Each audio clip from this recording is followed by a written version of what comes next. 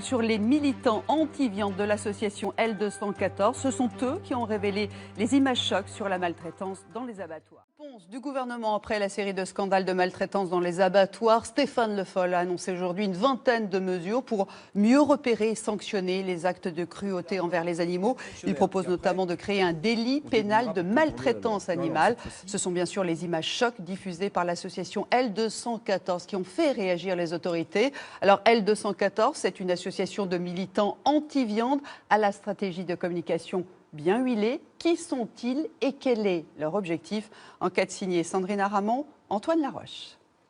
Alès, Le Vigan, Mauléon, 3 abattoirs, 3 scandales en seulement quelques mois. À l'aide de caméras cachées, l'insoutenable maltraitance des animaux est révélée au grand jour.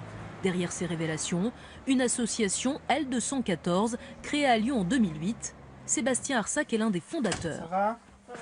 Pas trop débordé ?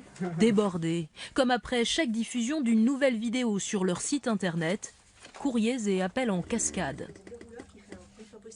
ministre Le Foll dit qu'il faut faire quelque chose dans le mois, mais c'est tout de suite qu'ils auraient dû inspecter les abattoirs, c'est pas dans un mois.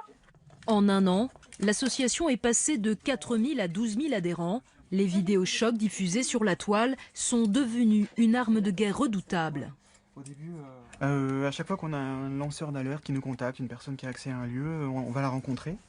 Et voilà, pour être sûr que ce témoignage est crédible, on a besoin d'avoir des images sur une durée longue pour être sûr que les images qui sont fixées sur la caméra correspondent à des abattages routiniers. L214 est financé exclusivement par les dons et s'interdit toute subvention publique. 600 000 € de budget en 2015. L'association pèse désormais dans le débat public, une association qui revendique depuis toujours son but premier, l'arrêt de toute consommation animale. Si on prend sérieusement en compte la sensibilité des animaux, on doit remettre en cause nos habitudes alimentaires. L214 compte 13 salariés et quelques milliers de sympathisants, à l'image de Martial Albar. Cet ancien inspecteur des services vétérinaires réalise aujourd'hui bénévolement les rapports d'expertise. J'ai quand même beaucoup de pratiques en abattoir. J'ai vu des choses qui n'étaient pas forcément conformes, mais là on a affaire à du pur sadisme. Selon Martial Albar, la législation actuelle permet pourtant de contrer ces dérives.